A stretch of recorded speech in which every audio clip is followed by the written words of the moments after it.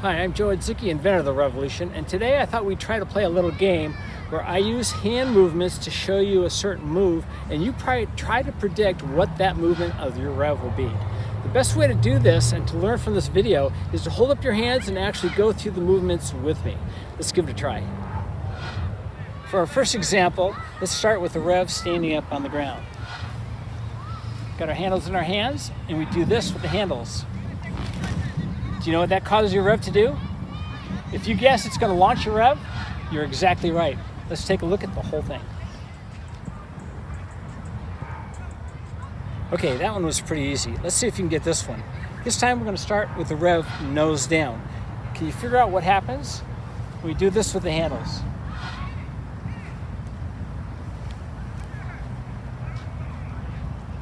If you're not sure, pause the video for a second and think about it.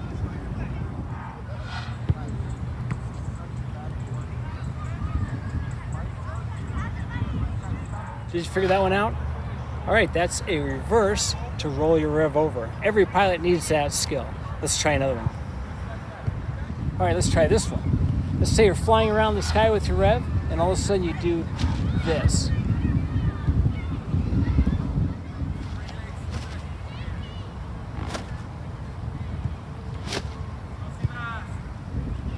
Do you think you know what that is?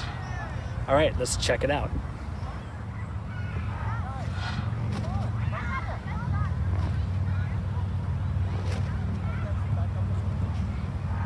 Did you get it? That's right. It's the handle control that causes your rev to stop no matter what direction it's going. There are details in the stopping motion that are too subtle to actually see. We have basically three different options. One, you don't push your thumbs far enough forward. You stop short. What that causes your rev to do is slow down rather than actually stop.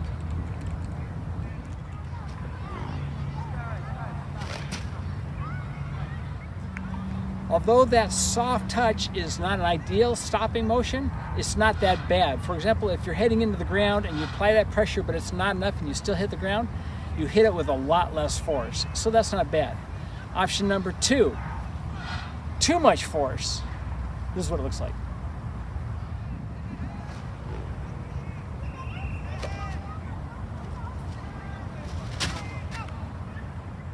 Again, this is not an ideal stopping motion, but we still took a lot of the energy out. So if it ends up getting out of control and landing someplace else, at least you didn't do the worst thing.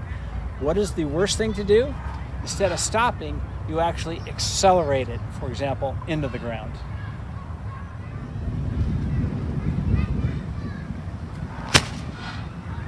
All right, option number three, my favorite one. As you're flying forward and you stop it, if you practice this stopping motion, this thumb pressure, you can stop your rev perfectly and then hold it in a perfect hover.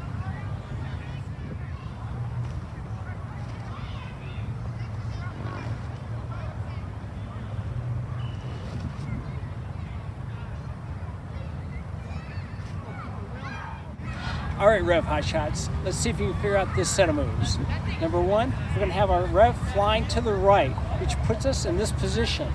Right foot forward, shoulders turn, handles pointing out in that direction.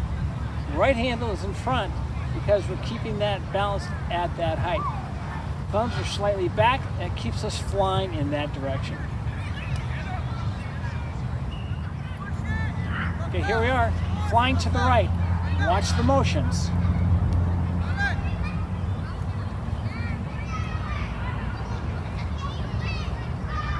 Did you get that?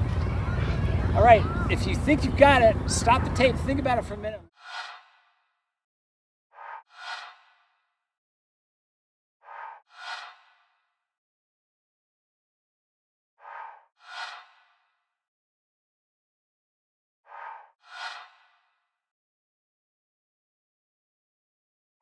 Lock it in. If not, I'm going to do it again, and this time give you a little bit more of a hint. Here we are, we're flying to the right. Push that bottom thumb forward. Step through. Square up the handles, bring the thumbs back. Did you figure out from that? All right, if you got that, you are a pretty serious rev flyer. What we actually did was we flew to the right, did a bottom turn, rotated and then flew to the left. As you're flying left and right, you need to have that float orientation. That's where that step through comes into place. All right, this is what it looks like.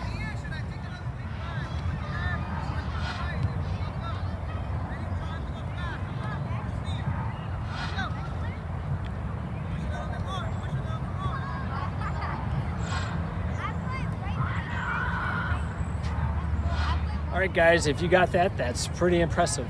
That's called a bottom turn to float, and it's extremely useful in light wind conditions. That's a Club 38 level 6 skill. So one of the most interesting things about the Rev is you can fly it at any speed, and that helps you break down a pattern into sections. Let's see if I can break it down into smaller pieces and explain exactly what we're doing.